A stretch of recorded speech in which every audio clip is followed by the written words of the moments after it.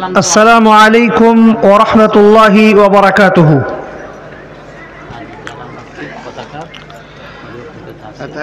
আল্লাহ নবীর একটি হাদিস আছে, আল্লাহ নবী সাহাবীদেরকে বলছেন, আওয়ালা আদুল্লুকুম আলা শাইইন ইযা ফাআলতুমুহু তাহাব্বাবতুম। তোমাদেরকে কি এমন কোন জিনিস বলবো না যেই কাজটা করতে গেলে তোমরা আপোষে এক অপরের সাথে ভালোবাসা করবে, ভালোবাসবে, ভালোবাসা বাড়বে। সাহাবারা বললেন, কি আল্লাহ রাসূল? বলছে, আফশুস সালামা বাইনাকুম, তোমরা আপোষে সালাম ছড়াও। তাহলে আমি যে সালাম দিলাম অন্তত উত্তরটা দেন একটা মুসলিম হিসেবে। আবারও আমি আপনাদেরকে সালাম দিচ্ছি, আপনারা সবাই সালামের উত্তর দিবেন আশা করি। আসসালামু আলাইকুম ওয়া রাহমাতুল্লাহি ওয়া বারাকাতুহু। ইন্নাল হামদালিল্লাহ নাহমাদুহু ওয়া নাস্তাঈনুহু ওয়া নাস্তাগফিরুহু ওয়া নাউযু বিল্লাহি মিন শুরুরি আনফুসিনা ওয়া মিন সাইয়্যাতি আ'মালিনা। من يهده الله فلا مضل له ومن يضلل فلا هادي له وأشهد أن لا إله إلا الله وحده لا شريك له وأشهد أن محمدا عبده ورسوله أما بعد فإن أصدق الحديث كتاب الله وخير الهدي هدي محمد صلى الله عليه وسلم وشر الأمور محدثاتها وكل محدثة بدعة وكل بدعة ضلالة وكل ضلالة في النار. أعوذ بالله من الشيطان الرجيم. وما آتاكم الرسول فخذوه وما نهاكم عنه فانتهوا. وقال النبي صلى الله عليه وسلم إياكم والغلو فإنما أهلك قبلكم الغلو في الدين. সমস্ত প্রশংসা গুণগান শুধুমাত্র আল্লাহ রাব্বুল আলামিনের জন্য। আমরা সকলেই আল্লাহ রাব্বুল আলামিনের প্রশংসা করি আলহামদুলিল্লাহ বলে। তারপর আমাদের রসুল জনাবি মুহাম্মদুর রাসূলুল্লাহ সাল্লাল্লাহু আলাইহি ওয়াসাল্লামের ওপর দরুদ ও সালাম বর্ষিত হোক। আল্লাহুম্মা সাল্লি আলাইহি আল্লাহুম্মা বারিক আলাইহি।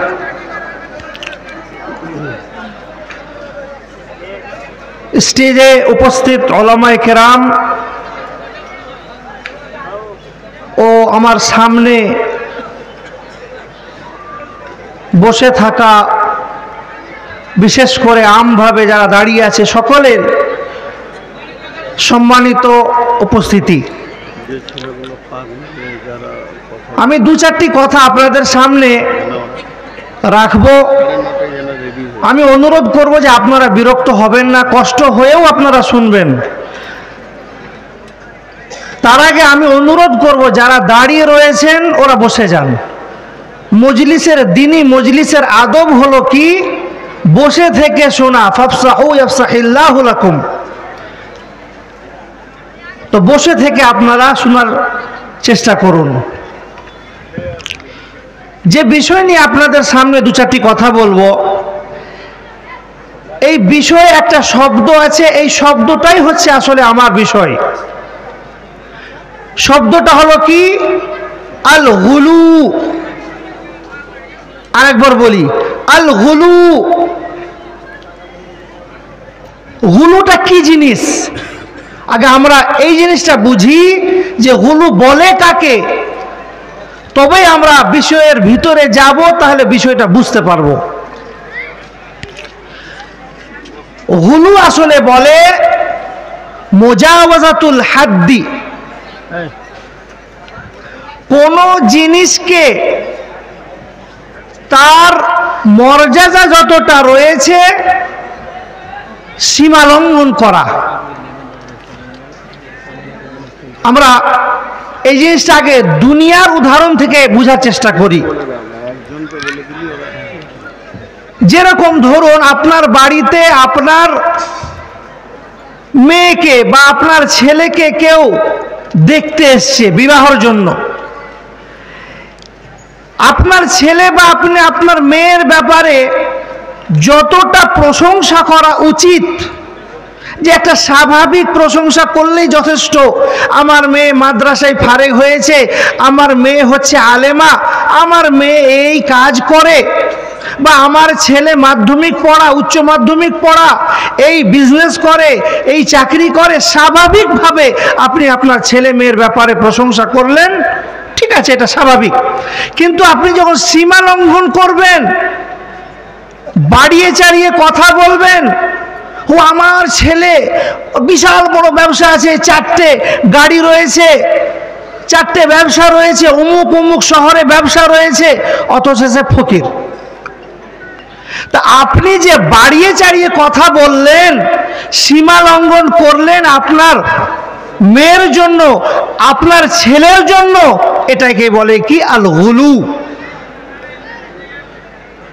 এবার আমরা আসি, বিষয়টা কি আল গুলু ফিদ্দিন, ধর্ম নিয়ে বাড়াবাড়ি। আমরা একটা উদাহরণ শুনলাম, দুনিয়ার উদাহরণ, এবার আমরা আসি হাদিসের উদাহরণের দিকে। সর্বপ্রথম আমরা এটা বলি, বা আমরা সকলেই জানি যে এই যে মুহাম্মদ সাল্লাল্লাহু আলাইহি সাল্লামের যে উম্মত, এই উম্মত সর্বশ্রেষ্ঠ উম্মত। আর এই উম্মতের গুণাবলী হলো কি, যে এরা কোনো জিনিসকে বাড়াবাড়ি করে না, সীমালঙ্ঘন করে না, আবার খুব কমিয়েও দেয় না। এই ঘোষণাটা আল্লাহ রাব্বুল আলামিন কোরআন মাজিদে নিজে উল্লেখ করেছেন, ওয়াকাযালিকা জাআলনাকুম উম্মাতাও ওয়াসাতা, এইভাবেই আমি তোমাদেরকে আদর্শ উম্মত বানিয়ে পাঠিয়েছি, এইভাবেই আমি তোমাদেরকে আদর্শ উম্মত ঘোষণা করেছি, বানিয়েছি। আদর্শ উম্মত মানে কি? উম্মাতাও ওয়াসাতা, এই উম্মতটা এমনই উম্মত যে না কোনো জিনিসে খুব বেশি বাড়াবাড়ি করবে, আর না কোনো জিনিসে একদম কমিয়ে দিবে, যাকে বলা হয় ইফরাত ও তাফরিত। আল গুলুর আরেকটি শব্দ রয়েছে আত-তারাত্তু, যেরকম আল্লাহ তাআলা বা এইটা এই ধরনের রয়েছে হালাকা আল মুতানাত্তিউন, যারা সীমালঙ্ঘন করে তারা হালাক হয়ে গেল, তারা ধ্বংস হয়ে গেল। তাহলে এতটা বুঝাতে পারলাম যে হুলু কাকে বলে। কোন জিনিসের যার যতটা মর্যাদা, তার থেকে তাকে বাড়িয়ে দেওয়া বা তার থেকে তাকে অনেক কমিয়ে দেওয়া, এটা হলো কি আল হুলু। এবার আশা করছি আপনারা বুঝতে পেরেছেন। আমি আগে অনুরোধ করেছি আপনারা জীবিত হয়ে নিদ্রাকে সামনে না রেখে আপনারা শুনেন, ভালো লাগুক আর না লাগুক হ্যাঁ হো দিবেন, তাহলে বলতেও ভালো লাগবে। আর বিশেষ করে যারা উলামা একরাম রয়েছেন তারা আমার কথা শোনার চেষ্টা করবেন, কেন তারা তো বুঝবেনই। তাহলে আমরা এত দূরে বুঝতে পারলাম যে হুলু কাকে বলে। তো ইসলামে এই দিনের মধ্যে অনেক কাজ রয়েছে যেগুলোতে বাড়াবাড়ি আছে, যেগুলোতে মানুষ এই উম্মত বাড়াবাড়ি করে। আর এই গুলু এর একটা দরজা, সেটা কি হলো শিরক আর বিদআত। এই গুলু থেকে শিরক বিদআত তৈরি হয়। যখন মানুষ কাউরির ব্যাপারে বাড়াবাড়ি করতে লাগে তখন সে শিরকের পর্যায়ে পৌঁছে যায়, তখন তার মাধ্যমে বিদআত হয়ে যাবার সম্ভাবনা রয়েছে। এবার আমরা এক ধার থেকে আলোচনাটা করি যে দিনে এই ইসলাম ধর্মে এর আগে পূর্বপুরুষ অর্থাৎ ইহুদি নাসারা হোক বা কাফের মুশরিক হোক, তারা দিনের মধ্যে অনেক বেশি বাড়াবাড়ি করেছে। সেই প্রকারগুলো আপনাদের সামনে কয়েকটা রাখি। এক, যখন কাফের মুশরিক ছিল ওই সময়, তখন তারা দ্বীনের মধ্যে বাড়াবাড়ি করত, ইসলামকে নিয়ে বাড়াবাড়ি করত। যার যতটা হুকুম, যেই মাসআলার যতটা হুকুম, তার থেকে তারা বাড়াবাড়ি করত। এক নম্বর কি? আল গুলু ফিল আম্বিয়া ওয়াস সালিহিন। তারা আম্বিয়াকে নিয়ে বাড়াবাড়ি করত, নবীকে নিয়ে বাড়াবাড়ি করত, এবং ভালো মানুষ, নেককার মানুষ, সালেহিনদের সাথে তারা বাড়াবাড়ি করত। তাদের যতটা মর্যাদা, তার থেকে তারা বেশি তাদেরকে বাড়িয়ে দিত। যেমন আমরা উত্তরপ্রদেশে এই কথাটা সব সময় শুনতাম, काबे की अजमतों का मुनकिर नहीं हूँ, काबे की अजमतों का मुनकिर नहीं हूँ, लेकिन काबे का काबा मुस्तफा का रोजा। কত বড় একটা কথা যে কাবা যে রয়েছে তার সম্মানের আমরা অস্বীকার নই, তার অস্বীকার করি না। কাবা বাইতুল্লাহ, আল্লাহর ঘর, তার একটা সম্মান রয়েছে, কিন্তু ওর থেকেও বাড়িয়ে দিল কি? আল্লাহ রসুলের কবরকে, রওজা মুবারককে তার থেকেও বেশি মর্যাদাতে বাড়িয়ে দিল। তাহলে কি করলো? এখানে বাড়াবাড়ি করলো, সীমা লঙ্ঘন করলো।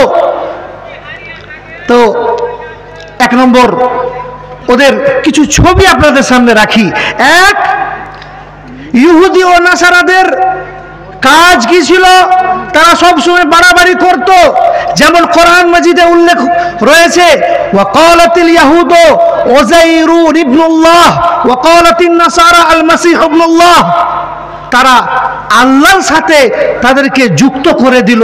ওজাইর আলাইহিস সালামকে ইহুদিরা আল্লাহর পুত্র ঘোষণা করে দিল, এবং মাসীহ আলাইহিস সালামকে আল্লাহর পুত্র ঘোষণা করে দিল। তাহলে আল্লাহ কোথায়? আল্লাহ কি? তার সাথে নবীকে কি করে দিল? মিলিয়ে দিল। নবীর মর্যাদাকে আল্লাহর সাথে করে দিল। তাহলে এটা কি সীমা লঙ্ঘন নয়? এটা কি, তারা কি সীমা লঙ্ঘনকারী হলো না? তারা এটা কি বলে? হুলু। তারা হুলু করলো। এরপরে আহলে কিতাব সম্পর্কে, ইহুদি নাসারা, কুফার কাফের মুশরিকিনদের সম্পর্কে আল্লাহ রাব্বুল আলামিন ঘোষণা করছেন। তাদের ছবিটা আপনাদের সামনে নিয়ে আসছি। আল্লাহ রাব্বুল আলামিন বলছেন, ওয়াকালু ইত্তাখাযার রাহমানু ওয়ালাদা। তারা আল্লাহ রাব্বুল আলামিনের জন্য সন্তানকে বানিয়ে নিল। আল্লাহ তাআলা রাগান্বিত হয়ে বিশাল বড় কথা বলে ফেললেন। সেটা কি? লাকাদ জিতুম শাইআন ইদ্দা। তোমরা এমন একটা কথা বলে ফেলেছো যেই কথাটা গুনাহের মতো কঠোর। এই কথা তোমরা কেন বললে? এই কথা বলাই হচ্ছে পাপ। তারপরে আল্লাহ রাব্বুল আলামিন কি বলছেন? তোমরা হে ইহুদি নাসারার দল, তোমরা যে আমার জন্য এটা বলেছো যে আমি সন্তানকে জন্ম দিয়েছি, তাহলে জেনে রাখো এই কথার বিনিময়ে তাকাদুস সামাওয়াতু ইয়াতাফাত্তারনা মিনহু। আল্লাহর রাগ দেখুন, আল্লাহর কথা কিভাবে দেখুন। আকাশ ফেটে যাবে, তুমি যে কথাটা বললে এর জন্য আকাশ ফেটে যাবে। ওয়াতানশাকুল আরদু, এবং জমিন ছিন্ন বিচ্ছিন্ন হয়ে যাবে, জমিন ফেটে যাবে, জমিন ছড়িয়ে যাবে।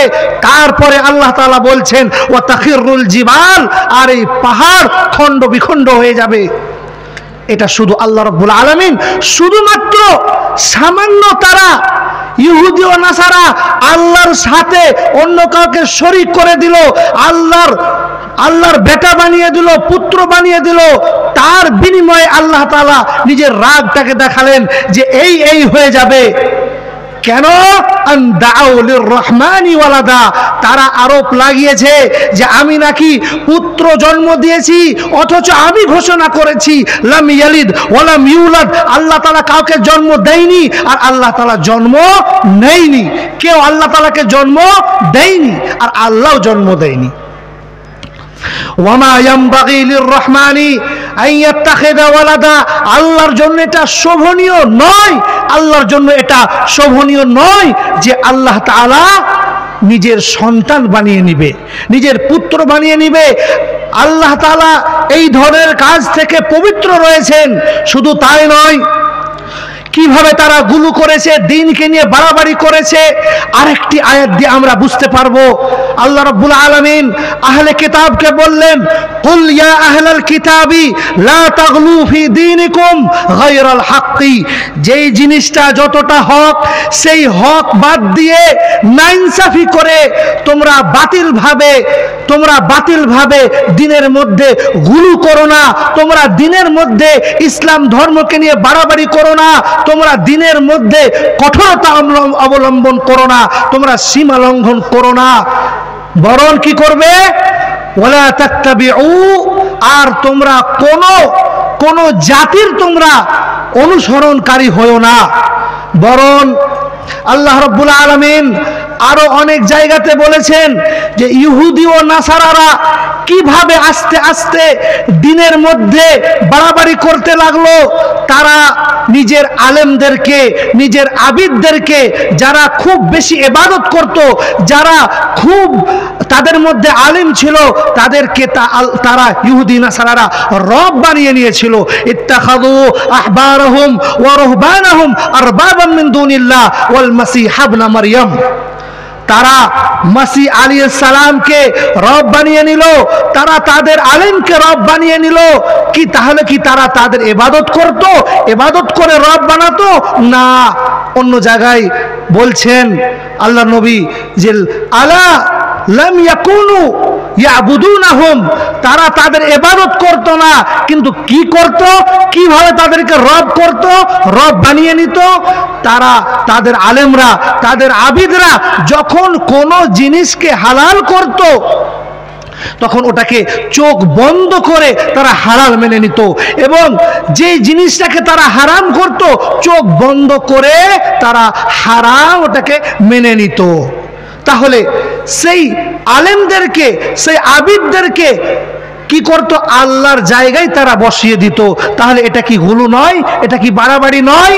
তাহলে ইহুদি ও নাসারাদের সম্পর্কে আপনারা জানলেন যে তারা নবীদেরকে নিয়ে কত বাড়াবাড়ি করত, আর তারা সলেহীন ভালো মানুষদেরকে নিয়ে কত বাড়াবাড়ি করত। তো এটাতে এক নম্বর ছিল কি, আল গুলু ফিল আম্বিয়া ওয়াস সলেহীন। দ্বিতীয় নম্বর যে বাড়াবাড়ি হতো সেটা হতো ইবাদতের ক্ষেত্রে। আল গুলু ফিল ইবাদাহ, ইবাদতের ক্ষেত্রে বাড়াবাড়ি করত। যা কথা বলা হচ্ছে আমরা আমাদের জীবনে মিলাবো, যে তারা যেই আমলটা করত আমাদের জীবনে সেই আমলটা কি পাওয়া যাচ্ছে? যদি পাওয়া যাচ্ছে আপনি সতর্ক হয়ে যান এবং সেই কাজ থেকে আপনি বিরত থাকবেন, তবেই আপনি সফলতা পাবেন। তারা কি করত, আল গুলু ফিল ইবাদাহ, ইবাদতে বাড়াবাড়ি করত। যেমন হজ নিয়ে আব্দুল্লাহ ইবনে আব্বাস রাদিয়াল্লাহু আনহু বলছেন, একবার আল্লাহর নবী হজে গেলেন। হজে যখন শয়তানকে মারার সময় যে কাকড় আমরা বেছে নিই, তখন আল্লাহর নবী বলছেন, হাতি উল কুতলি, আমার জন্য কাকড় তুমি বেছে নিয়ে এসো।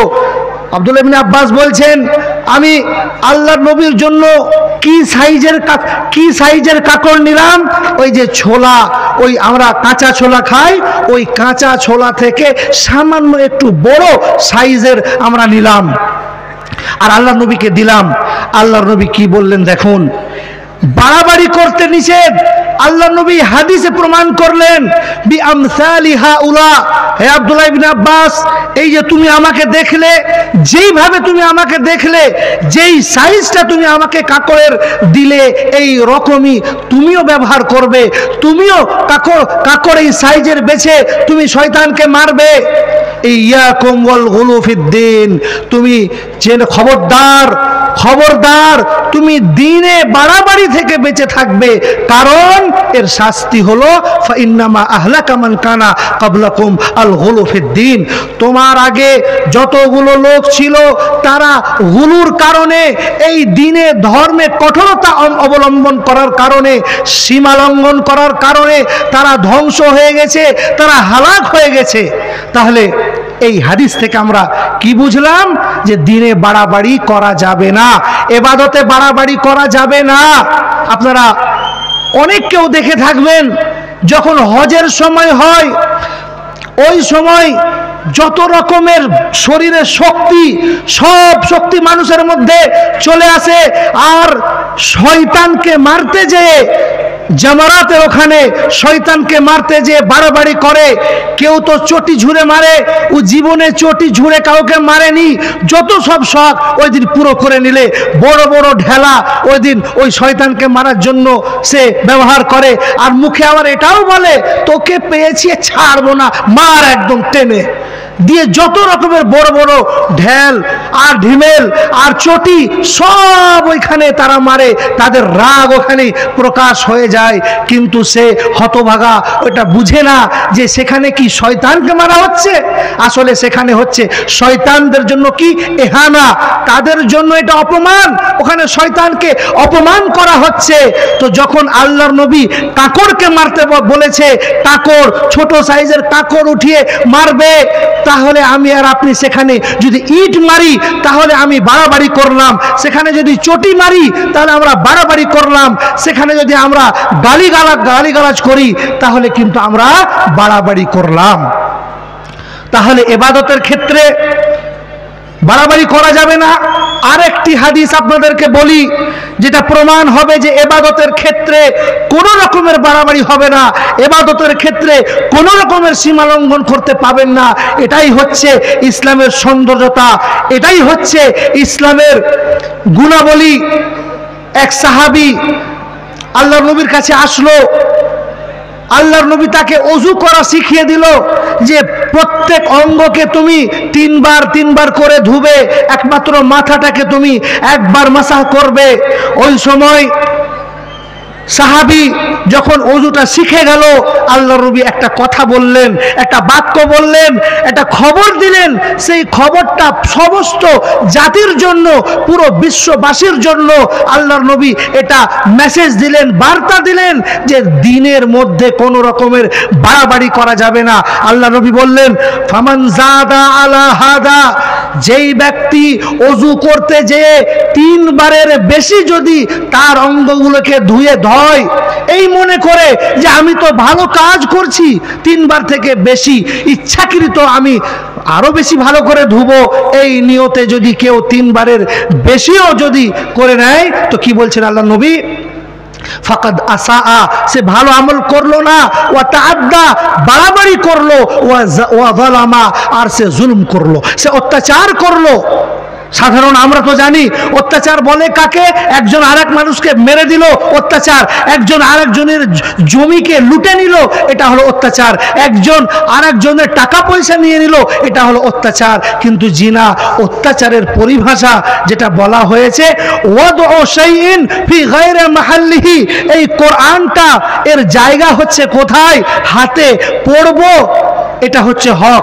যখন এই কোরআনটা আমি তাকের মধ্যে টিভি যেরকম করে সাজাই, ওই রকম কোরআনের ওপরে একটা চাদর দিয়ে, যখন কোরআনের ওপরে চাদর দিয়ে ঢেকে দিব, তাকে রেখে দিব, এটা হবে জুলুম, এটা কোরআনের সাথে জুলুম হবে, এটা কোরআনের সাথে অত্যাচার হবে।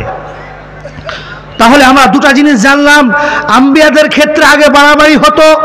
দ্বিতীয় জিনিস জানলাম যে ইবাদতের ক্ষেত্রে বাড়াবাড়ি করে করা হয়েছে, সেটাও করা যাবে না। তারপরে তৃতীয় জিনিস, আল গুলু ফিল আমালিন নাফিলা, নফল কাজের ক্ষেত্রে বাড়াবাড়ি করা যাবে না। নফল কাজের ক্ষেত্রে কোনো রকমের সীমালঙ্ঘন করা যাবে না।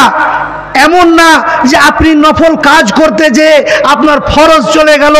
উদাহরণ, জীবিত উদাহরণ, এই জলসা আপনি শুনছেন, এটা কি নফল, আর আপনি ফজর নামাজ আপনার ছুটে গেল, ওইটা ফরজ। এই রাত 2টো পর্যন্ত জালসা শুনলেন, ফরজ আমল করলেন, এই নফল আমল করলেন, আর এই নফল আমল করতে যে আপনি 2টো-3টে পর্যন্ত জাগলেন, এটা হচ্ছে বাড়াবাড়ি, আর আপনার ফরজ ছুটে গেল, এটা হলো আপনার জন্য কি বাড়াবাড়ি। যেমন নফল ইবাদতের ক্ষেত্রে কোনো রকম বাড়াবাড়ি করা যাবে না। যার প্রমাণ আল্লাহ নবী সাহাবায়ে কেরাম রাদিয়াল্লাহু আনহুমকে বললেন, লা তুয়াসিলু লা তুয়াসিলু, তোমরা দিনে তো রোজা রাখো না রাখতে হবে না, রাত্রেও রোজা রাখো না। মানে সাধারণত আমরা রোজা কখন রাখি? দিনে রাখি। কিন্তু আল্লাহ নবী বললেন দিনে রাখবে রাখো, যদি তুমি দিনে রোজা রাখো আবার রাত্রেও রোজা রাখবে, রাত্রেও তুমি না খেয়ে থাকবে, এটা তোমার জন্য উচিত হবে না, এটা তোমার জন্য ঠিক হবে না। সাহাবায়ে কেরাম আল্লাহ নবীকে বললেন, আল্লাহ নবী আপনি আমাদেরকে বলছেন রাতে রোজা রাখতে বারণ করছেন, অথচ আপনি তো রাত্রে কিছু খান না, আপনিও তো রাত্রে রোজা রাখেন। আল্লাহ নবী বললেন ইন্নী লাস্তু মিথলাকুম, আমি তোমাদের মতো নয়, তোমাদের সাথে আমাকে তুলনা করলে হবে না, আমার সাথে তোমাদেরকে তুলনা করলে হবে না। কারণ আবিতু ওয়া ইউতঈমুনি রাব্বি ওয়া ইয়াসকিনি, আমি রাত এমন ভাবে কাটাই যে ওই রাত্রিতেই আল্লাহ রাব্বুল আলামিন আমাকে খাইয়ে দেয় আর আল্লাহ রাব্বুল আলামিন আমাকে পান করিয়ে দেয়। তাহলে তোমাদেরকে কি পান করায় না? তাহলে এটা হলো আল্লাহ নবী বলতে চাইলেন রোজা রাখবে রাখো, বাড়াবাড়ি করে তুমি আবার রাত্রেও খাবে না, বাড়াবাড়ি করে তুমি সীমালঙ্ঘন করতে যে তুমি রাত্রেও রোজা রাখবে, এটা করা হবে না। তারপরেও সেই সাহাবীরা বাড়াবাড়ি করলেন, তারা শুনলেন না। আল্লাহ নবীর সাথে তারা পর 2 দিন রোজা রাখলেন, সকালেও রোজা রাখলেন, দিনের বেলাও রোজা রাখলেন, রাত্রেও রোজা রাখলেন। আল্লাহ নবী বলছেন যে লাউ তাআখারাল হিলালু লাজিদতুকুম, চাঁদ বেরিয়ে গেল, যদি চাঁদ না উঠতো তাহলে লাজিদতুকুম, আমি আরো রোজা রাখতাম আর তোমাদেরকে রোজা রাখাতাম, তোমাদেরকে শাস্তি দিতাম কাল মুনাক্কিলি আলাইহি, শাস্তির জন্য যে তোমাদেরকে বারণ করলাম যে তোমরা নফল ভাবে রোজা রাখো না, রাত্রে রোজা রাখো না, এর পরেও তোমরা শুনলে না, নাও শাস্তি এবার আমার সাথে তোমরা আরো রোজা রাখতে। কিন্তু ভাগ্য ভালো কি তারপরের মাসে চাঁদ চলে এলো, চাঁদ বেরিয়ে গেল আর নফল রোজা আল্লাহ নবী রাখলেন না। তাহলে আমরা তৃতীয় জিনিস যেটা বুঝলাম যে বাড়াবাড়ির ব্যাপারে, যে আল গুলু ফিল আমালিন নাফিলা, নফল আমলে কখনো আমরা বাড়াবাড়ি করব না। চতুর্থ যেটা হলো আল গুলু ফি আদম কবুলির রুখসাহ, আল্লাহ রাব্বুল আলামিন মানুষকে যখন ছাড় দেয় আর ওই ছাড়টা যদি কবুল না করে, গ্রহণ না করে, তাহলে সে কিন্তু বাড়াবাড়ি করলো। যেরকম হাদিসের ভাষায় আসি যে সফরের অবস্থাতে রোজা রাখার ব্যাপারে আল্লাহ রাব্বুল আলামিন ছাড় দিয়েছে, তবে যদিও ফিকি মাসলা রয়েছে যে এমন সফর যেইখানে আপনার কোনো ক্লান্ততা নাই, আপনার কোনো পিপাসা লাগবে না, খিদে লাগবে না, আপনি আরামে রোজা রাখতে পারবেন, তাহলে সেই রোজাটা রাখাই হচ্ছে ভালো। কিন্তু আপনার কষ্ট হবে, আপনার অসুবিধা হবে, আল্লাহ রাব্বুল আলামিন আপনার জন্য ছাড় দিয়েছে, এর পরেও আপনি যদি রোজা রাখেন নিজের শরীরকে কষ্ট দিয়ে, নিজেকে কষ্ট দিয়ে, তাহলে এটা কি হবে? বাড়াবাড়ি হবে। এটা হবে দিনের মধ্যে কঠোরতা অবলম্বন করা। আপনি নিজেকে শাস্তি দিতে পারেন না। আল্লাহ রাব্বুল আলামিন বলেন লা তুলকু বিআইদিকুম ইলা তাহলুকা, তুমি তোমার নাফসকে ধ্বংস করো না, হালাকতের দিকে তুমি নিয়ে যেও না। তাহলে যেটা চতুর্থ নম্বর আমরা আলোচনা করছি যে আল্লাহ রাব্বুল আলামিন যেখানে ছাড় দিয়েছে ওখানে আমাকে গ্রহণ করতে হবে। এর ব্যাপারে আল্লাহ রাব্বুল আলামিন তার রসুলের মাধ্যমে বলাচ্ছেন, যখন আল্লাহ নবী যখন দেখলেন যে সাহাবীরা ছাড়কে গ্রহণ করছে না, রুখসাতকে গ্রহণ করছে না, তখন আল্লাহ নবী বললেন ইয়াতানাজ্জাহুনা আন শাই ফামা বালু আকওয়ামিন ইয়াতানাজ্জাহুনা আনিশ শাই, মানুষদেরকে কি হয়েছে, লোকদেরকে কি হয়েছে, এরা কথা কেন শুনছে না? আমি যেই জিনিসে ছাড় দিয়েছি, আল্লাহ রাব্বুল আলামিন যেই জিনিসে ছাড় দিয়েছে, আসনাউহু, আমি ওটা করি, অথচ এরা করে না। ওই জন্য আল্লাহ নবী বললেন যেই জিনিসে তোমাকে আদেশ করা হয়েছে, ছাড় দেওয়া হয়েছে, সেই ছাড়টাকে তোমরা গ্রহণ করো, সেই সুযোগটা তোমরা নাও। তাহলে যদি আল্লাহ তাআলা কোনো জিনিসে ছাড় দেয় তো সেই ছাড়টাকে আমাদেরকে গ্রহণ করতে হবে। যদি গ্রহণ না করি, নিজেকে কষ্ট দিই, তাহলে এখানে কি হবে? গুলু হবে, এখানে বাড়াবাড়ি হবে, এখানে কি হবে? সীমা লঙ্ঘন হবে। তারপরে আসে 5 নম্বর, যেটাতে গুলু হয় বা গুলু হয়েছে, আল গুলু ফি নফসি তাব, নিজের শরীরকে কষ্ট দিবার জন্য কোন আমল করা, অথচ ওইটা আমল না করলেই হয়, ওইটা আমল না করলেই ভালো, আপনি এমনি এমনি কষ্ট দিবেন, এটা হবে কি? আল গুলু, এটা বাড়াবাড়ি হবে। আসেন এবার হাদিসের ভাষায় আসি, যে কিভাবে নিজের নফসকে, নিজের আত্মাকে কষ্ট দিয়ে আপনি গুলু করবেন। একবার আল্লাহর নবী খুতবা দিচ্ছিলেন, মেম্বারের উপরে চেপে খুতবা দিচ্ছিলেন, হঠাৎ একটি মানুষকে আল্লাহর নবী দেখলেন দাঁড়িয়ে রয়েছে, আবার রোদে দাঁড়িয়ে রয়েছে, বসছে না। আল্লাহর নবী হঠাৎ জিজ্ঞাসা করলেন, কি ব্যাপার, এই লোকটা বসছে না কেন? সাহাবীরা বললেন, আল্লাহর নবী, এই লোকটা নজর মেনেছে। কিসের নজর? এ কথা বলবে না, এ বসবে না, এই লোকটা রোদে যাবে না, এই ছায়াতে যাবে না, রোদেই দাঁড়িয়ে থাকবে। আর চতুর্থ নজর কি? এই লোকটা রোজা রাখবে। আল্লাহ নবী বললেন, মুরহু ফল ইয়াজলিস, ওকে আদেশ করো ও যেন বসে পড়ে, ওয়াল ইয়াস্তাবিল, ওকে আদেশ করো ও যেন ছায়াতেও যায়, ওকে আদেশ করো, ওয়াল ইয়াকুদ, ও যেন বসে পড়ে, ওয়াল ইউতিম্মা সাওমাহু, যা নজর করেছে ওই নজরের দরকার নাই, ওই নজরে কোনো লাভ হবে না, কিন্তু রোজাটা হচ্ছে কি? আল্লাহর জন্য, এই জন্য এই নজরটা পুরো করবে কি? সে রোজা রাখবে। তাহলে কি বুঝতে পারলাম?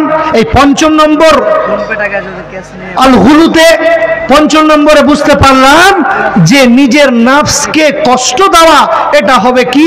আল হুলু, এটা হবে কি? বাড়াবাড়ি, এটা হবে কি? সীমা লঙ্ঘন। এছাড়া আর একটু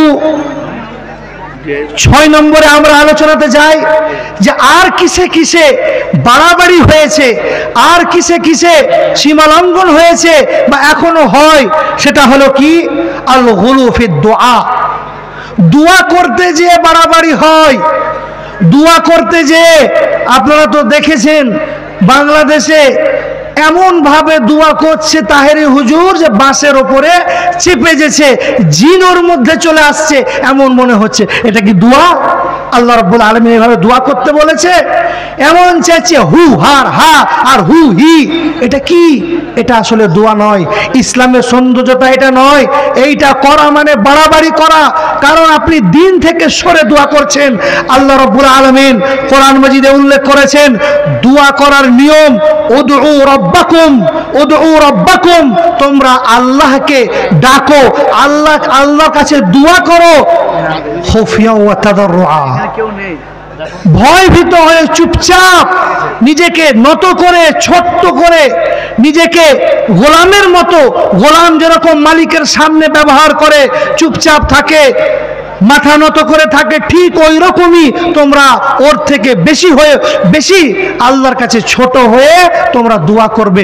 কোনো রকমের চিৎকার হবে না, কোনো রকমের গোলমাল হবে না।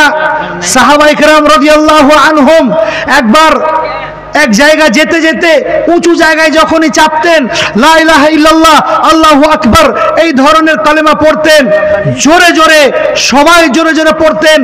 আল্লাহর নবী বললেন, ইরবাউ আলা আনফুসিকুম, কি করছো এটা তোমরা তোমাদের নফসের উপরে রহম করো। ফাইন্নাকুম লা তাদউনা আল আসাম ওয়ালা গায়বান, তোমরা কালাকে ডাকছো না, তোমরা যে আল্লাহ এমন তো নয় যে সে শুনতে পায় না, তুমি ডাকছো, আল্লাহ অবশ্যই ইন্নাহু সামিউন করিব, আল্লাহ তাআলা খুব বেশি শুননেওয়ালা, ও কাছেকার জিনিসকে শুনতে পারে, এবং আল্লাহ তাআলা কি?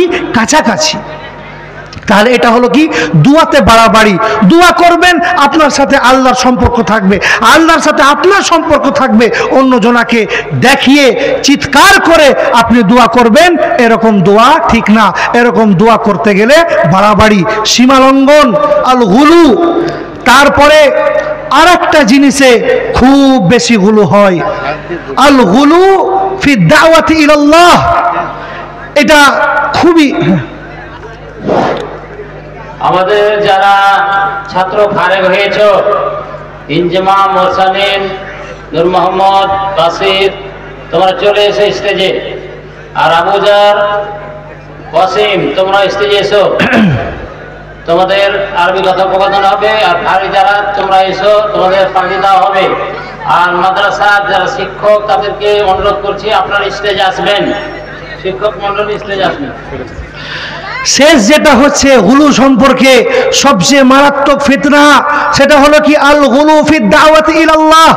আল্লাহর দিকে যারা ডাকে, বিশেষ করে দায়ী সম্পর্কে আল্লাহর দিকে যারা ডাকে, এই দায়ী অনেক সময় ফিতনা হয়ে দাঁড়ায় সমাজে। আর এই ফিতনা গুলুতে পরিণত হয় কি কারণে? আসলে দায়ী বলে কাকে? আপনি সালাফদের যখন বই পড়বেন তো দায়ীর পরিভাষাই হচ্ছে আলাদা। সেটা কি? মান ইয়ালামু বিল কিতাবি ওয়াস সুন্নাহ, যারা কিতাব আর সুন্নাতের জ্ঞান রাখে, যারা পরিস্থিতি অনুযায়ী মানুষের খিদাকে মেটাতে পারে। কি খিদা? মানুষ এখন তৌহিদের খিদা, মানুষের কাছে এখন ঈমানের খিদা রয়েছে, মানুষের কাছে এখন আল্লাহর পরিচয় সম্পর্কে খিদা রয়েছে। এই ধরনের খিদাকে একজন দায়ী বিটায়, আসলে সেই হচ্ছে দায়ী।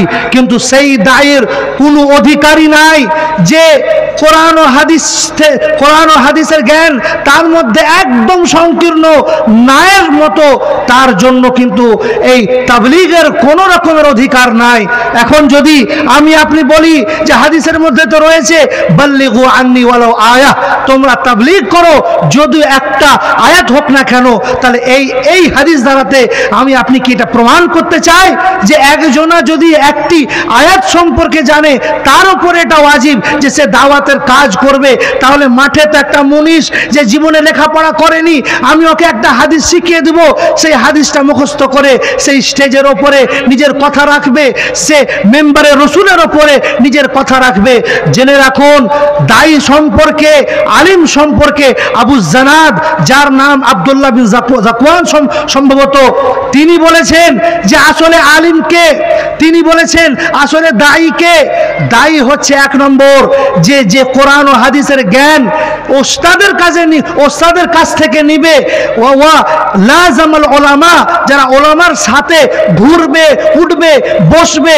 এখনকার সময়ে যদিও আধুনিক যুগ, আপনি মোবাইলের মাধ্যমে একটি ওলামার সাথে আপনি সব কিছু করতে পারেন, তার আপনি ইলম নিতে পারেন।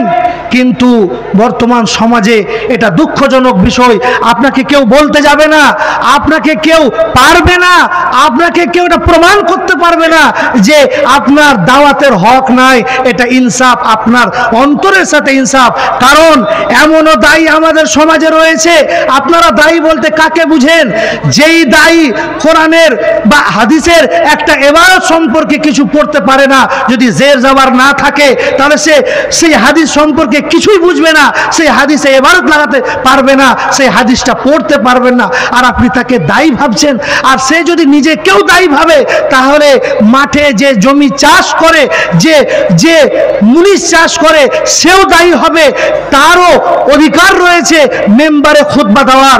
আর এই দায়ীদের কারণে যারা আসলে দায়ী নয়, শুধুমাত্র কিসসা, কাহিনী, ফাজাইল আর রাজাইল সম্পর্কে কিছু জ্ঞান নিয়ে নিয়েছে, আর এদের কারণে আজকে বর্তমান সমাজের ওলামাদের অপমান হচ্ছে, মাদ্রাসার শাইখুল হাদিসের অপমান হচ্ছে। কারণ তার মধ্যে কোনো দাওয়াত নাই, শুধুমাত্র তার চোপাটা অনেক বেশি, সে কথা বলতে পারে, কোরআন হাদিসের জ্ঞান নাই, তাকে আপনি আমি দায়ী ভাবছি। অথচ একজন শাইখুল হাদিস যে পুরো জীবন বুখারী পড়িয়ে গেল, আপনি তাকে কখনোই আলেমী মনে করলেন না।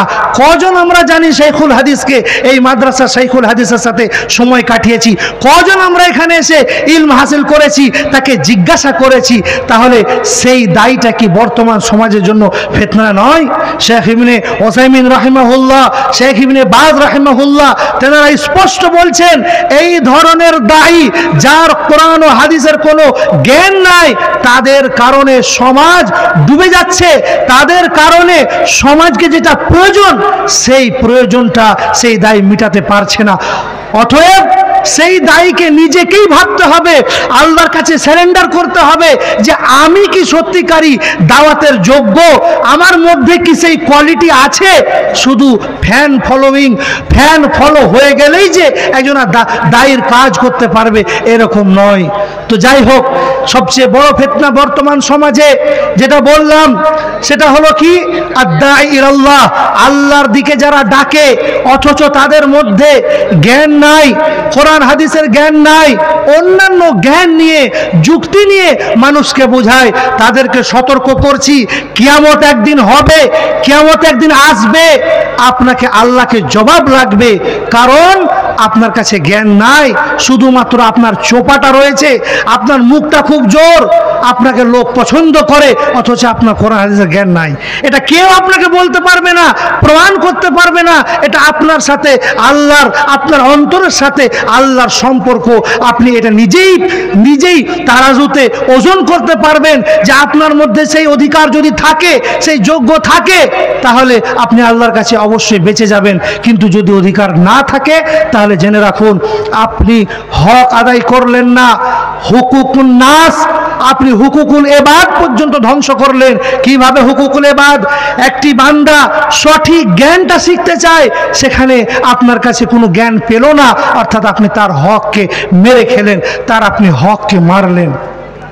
সমস্ত কথার ৩-৪টি কথা বলবো, সারমর্ম এক, দিনের মধ্যে, ইসলামের মধ্যে কোন রকমের বাড়াবাড়ি করা যাবে না।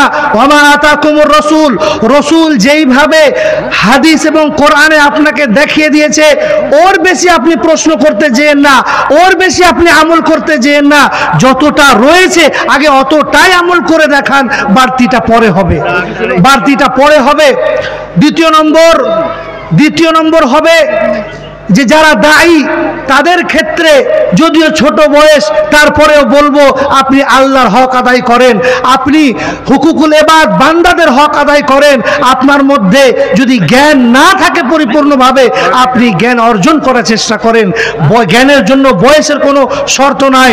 তৃতীয় কথা বলবো, এই সভাতে যত লোক বসে আছেন, আল্লাহ রাব্বুল আলামিন আপনাদের সবাইকে, আমাদের সবাইকে মস্তিষ্ক দান করেছেন। এই মস্তিষ্কর মাধ্যমে আমরা ভালো আর খারাপকে বেছে নিব।